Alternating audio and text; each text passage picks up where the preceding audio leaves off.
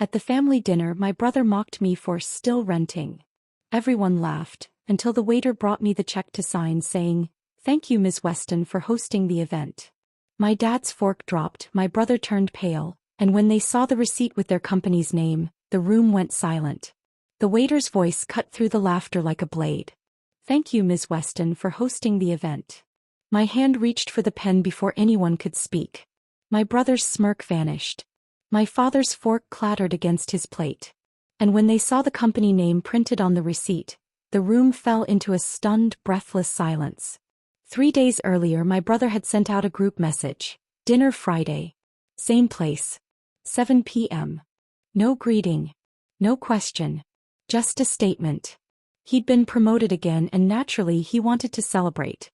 My parents responded with heart emojis and exclamation marks. I stared at the message for a long moment before replying with a simple "sure." I didn't mean it. But I had a plan. These dinners had become routine. My brother always chose the venue. My parents always praised his achievements. I was always the quiet one at the end of the table, nodding politely while they discussed things I was never invited to be part of. They didn't ask about my work. They didn't ask about my life. They asked if I'd found a better apartment yet.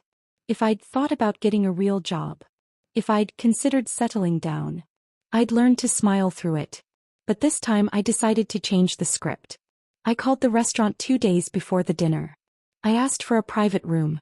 I selected the menu myself. Nothing extravagant, just thoughtful. I requested the bill be placed under my name and arranged for the receipt to reflect a specific company name. I didn't tell anyone. I didn't need to. I wanted the moment to speak for itself. On Friday I arrived early. I wore a simple black dress and flats. No jewelry. No makeup.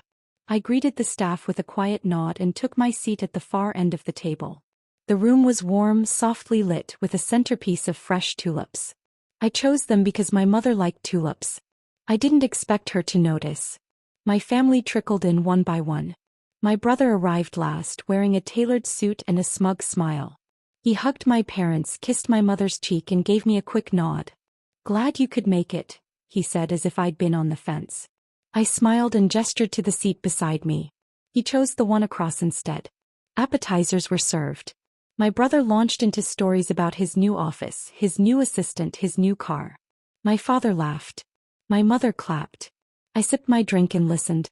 Then came the teasing. "So, still renting?" he asked, raising an eyebrow. "You know, at some point you've got to stop playing house and buy one." The table chuckled. My dad added, "She likes her little place. It's cozy." My mother gave me a soft look. "You'll get there, sweetheart." I smiled. "Maybe I already have." My brother snorted. "Sure. With what income?" I didn't respond. I didn't need to. The waiter arrived with dessert. Chocolate souffle with raspberry drizzle. My brother reached for his spoon, still grinning. That's when the waiter turned to me. "Ms. Weston," he said, placing the check gently in front of me, "thank you for hosting the event." The room froze. I signed the bill slowly, deliberately. I handed it back and took a sip of water. No one spoke. The waiter placed the receipt on the table and walked away. My brother leaned in. His eyes scanned the paper. Then he stopped. His face changed. The color drained. My father leaned over, squinting. My mother reached for her glasses. The logo at the top was unmistakable. Their company. The one my brother had just been promoted in. The one my father co-founded. The one they never thought I'd touch. "What is this?" my brother asked, voice low. I looked at him. "It's the receipt." He stared at me. "Why is our company name on it?" I folded my hands. "Because I paid through the holding firm. The one that owns part of your company." My father sat back. "You're joking." I shook my head. "I invested last year. Quietly. Through a third party. I've been watching. Burning. And when the opportunity came, I took it." My brother's mouth opened, then closed. He looked at my father, then back at me. "You're not even in the industry." "No," I said. "But I understand value. And I saw yours." My mother blinked. "Why didn't you tell us?" I looked at her. "Because you never asked." The silence returned. This time it was heavier. My brother pushed his plate away. My father rubbed his temples. My mother looked down at her napkin. I didn't gloat. I didn't raise my voice. I didn't need to. The moment was enough. I stood up, placed my napkin on the table and smiled. Thank you all for coming. No one moved. I walked out of the restaurant, the door closing softly behind me. The air outside was cool. I took a deep breath and started walking. I didn't know where I was headed. But for the first time in a long time I felt like I was finally leading the way. I walked home slowly that night, letting the cool air settle the storm inside me. The silence I'd left behind at the restaurant wasn't just awkward, it was seismic. I didn't need to look back to know the ground had shifted. My family had always seen me as the quiet one, the one who chose a simple life. But they never asked what that life actually looked like. They never asked what I was building while they were busy measuring success in promotions and square footage. The truth behind that receipt had roots deeper than they could imagine. Months earlier I'd started watching their company, not out of curiosity but out of necessity. I'd been burned before. I'd pitched ideas to firms that laughed me out of the room. I'd watched my concepts get stolen, repackaged, and sold by people who never gave me credit. So I stopped asking for permission. I started studying. Their company had potential, but it was bloated. Too many yes men, too few fresh ideas. I saw gaps in their logistics, blind spots in their expansion strategy, and a troubling pattern of ignoring digital trends. I didn't want to take over. I wanted to steer. Quietly. Strategically. I contacted a third-party investment firm that specialized in silent partnerships. I didn't use my name. I used a trust I'd set up years ago, one they didn't know existed. I bought in slowly, just enough to get a seat at the table without drawing attention. I attended meetings under a different name, reviewed proposals and submitted feedback anonymously. And they listened. Not because they knew it was me, but because the ideas made sense. I remember one meeting in particular. They were debating a costly expansion into a market that hadn't been tested. I submitted a report through the firm, outlining the risks and suggesting a phased rollout instead. My brother dismissed it at first, but the board voted in favor. Weeks later, he praised the mystery advisor in a company memo. I saved that email. Back at the restaurant, my father had stared at the receipt like it was written in another language. "What is this?" he asked, voice low but sharp. "It's the holding firm I used to invest in your company," I said. My brother leaned forward, eyes narrowing. "You invested?" "Yes." "When?" "Last year." His face darkened. "You don't even work in our field." "I don't need to," I said. "I understand value. I saw yours. And I saw what you were missing." He scoffed. "You went behind our backs." "No," I said. "I went around them." My father rubbed his temples. "Why would you do this?" "Because I was tired of being dismissed. Tired of being the punchline at every dinner. Tired of watching you make decisions that could have been better." My brother's voice rose. "You think you're smarter than us?" "No," I said calmly. "I think differently. And that difference saved you money. You just didn't know it was me." My mother hadn't spoken. She just watched, her eyes flicking between us. Finally, she asked, "Why didn't you tell us?" I looked at her. "Because you never asked." She nodded slowly, her lips pressed together. Her eyes glistened. She'd always been quiet in these moments. Never defending, never challenging. But something shifted in her expression. She reached for my hand under the table and squeezed it gently. "I'm proud of you," she whispered. My brother stood up, pushing his chair back. "I need air." He walked out without another word, the door swinging behind him. My father stayed seated, staring at the empty plate in front of him. "I didn't know," he said quietly. "I know." He looked up. "You've always been quiet. I thought you were drifting." "I was building." He nodded slowly. "I missed it." I didn't respond. There was nothing to say. The silence between us wasn't angry, it was reflective. He wasn't used to being wrong. But he was learning. We sat there for a while, the room slowly emptying. My mother asked about the firm, about the meetings, about the process. I answered everything. I didn't embellish. I didn't downplay. I just told the truth. When we finally stood to leave, my father placed a hand on my shoulder. "Let's talk soon," he said. I nodded. "On my terms." That night, I returned home and poured myself a glass of wine. I sat by the window watching the city lights flicker. My phone buzzed. A message from my brother. "Let's talk." No apology. No explanation. Just 3 words. I stared at the screen. I didn't reply. Not yet. I needed space. I needed time. I wasn't ready to meet him halfway, not until he understood what halfway meant. The next morning I woke up early.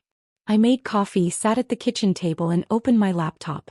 I reviewed the latest board notes. A few of my suggestions had been implemented. One had been tabled. I sent feedback through the firm, then closed the file. I spent the rest of the morning walking through the park. The air was crisp, the leaves beginning to turn. I passed a bench where I used to sit and sketch business ideas on napkins. I remembered the early days, pitching concepts to people who barely looked up. I smiled. I'd come far.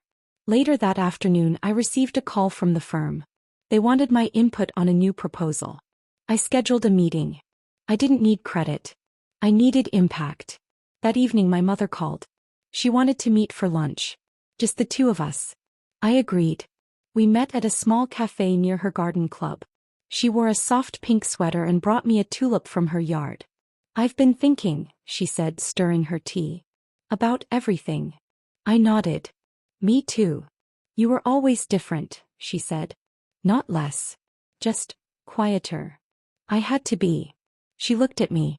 "I wish I'd seen you sooner." I smiled. "You see me now." We talked for hours. About childhood, about choices, about the weight of expectations. She told me stories I'd never heard. I told her truths I'd never shared. It was healing. It was overdue. As we parted, she hugged me tightly. "Don't disappear again," she said. "I won't," I promised. That night I finally replied to my brother's message. "I'm free Thursday. Let me know where." I didn't expect a full reconciliation.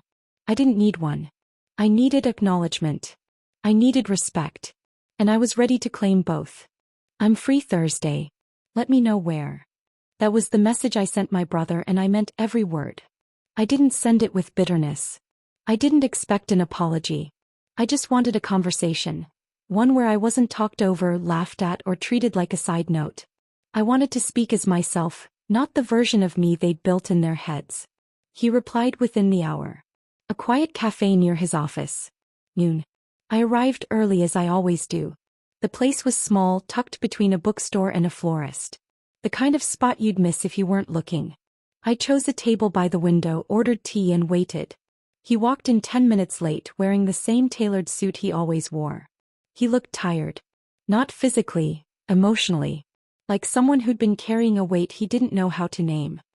He sat down across from me, didn't order anything, and said, "I didn't expect that dinner to go the way it did." I nodded. Neither did I. There was a pause. Not awkward. Just honest. "I've been thinking," he said, fingers tapping the edge of the table. "About everything. About you." I didn't interrupt. "I guess I never really saw you," he continued. "Not clearly. Thought I did. But I didn't." I let the silence stretch. I wanted him to sit with it. "I was wrong," he said finally. That was enough. I didn't need more. From that day forward I stopped hiding. I updated my LinkedIn profile, not just with titles but with truth. I wrote about the quiet wins, the behind-the-scenes work, the years of building without applause. I started accepting invitations to speak at panels. I shared my story, not the polished version but the real one. The version with setbacks, doubts, and resilience. One panel changed everything. It was a women in business event, and I was the closing speaker. I stood on stage, looked out at the crowd, and said, "I used to think success had to be loud. That if no one saw it, it didn't count. But I've learned that the most powerful wins are the ones you don't need to explain." The room was silent. Then someone in the front row started clapping. Others followed. I didn't cry. I didn't shake. I just stood there, grounded. After that, I started mentoring. Not formally. Just quietly. I met with young women over coffee, listened to their stories, and shared mine. I told them about the nights I stayed up rewriting proposals. About the times I was told I wasn't business-minded. About the moment I realized I didn't need permission to succeed. One woman, Alina, reminded me of myself. She was sharp, driven, and constantly second-guessing herself. We met every Thursday for 6 months. She'd bring her notebook, I'd bring my honesty. One day she looked at me and said, "I stopped apologizing for being smart. You helped me do that." I smiled. You helped yourself. I just reminded you it was okay. Boundaries became my new language. I stopped attending every family dinner. I stopped explaining why I missed events. I stopped justifying my choices. My parents struggled at first. My mother would call asking if I was upset. I'd say, no, I'm just choosing peace. She didn't understand right away, but she respected it. My father took longer. He'd send articles about family unity and the importance of tradition. I'd reply with a simple, I'm building something. I hope you'll be part of it when you're ready. Eventually he stopped sending articles. He started asking questions instead. My brother resisted the most. He'd make comments during calls, you're too busy for us now, or don't forget where you came from. I'd respond calmly, I haven't forgotten. I've just grown. Over time the comments faded. The respect grew. Months later he invited me to speak at his company's annual event. I hesitated. I wasn't sure if it was genuine or performative, but I accepted. I walked into the venue wearing a navy blazer and flats. No flash. Just focus. He introduced me himself. Our next speaker is someone I've known my whole life, but only recently started to understand. I stood on that stage, looked out at the crowd and told my story. I spoke about the dinner, the receipt, the silence. I spoke about the years of being overlooked, the decision to invest, the moment I chose myself. I didn't name names. I didn't point fingers. I just told the truth. When I finished, the room was quiet. Then my brother stood and clapped. Others followed. I nodded, stepped down and walked past him. He reached out, touched my arm and said, thank you. I still rent. By choice. My apartment is small, sunlit and filled with books. I have a balcony where I drink tea and watch the city breathe. I have a desk where I write, plan and dream. I have peace. I love my freedom. I love that I don't owe anyone an explanation. I love that I built this life, not to impress but to honor myself. That dinner was a turning point. Not because I shocked them, but because I finally stopped shrinking. I've never looked back.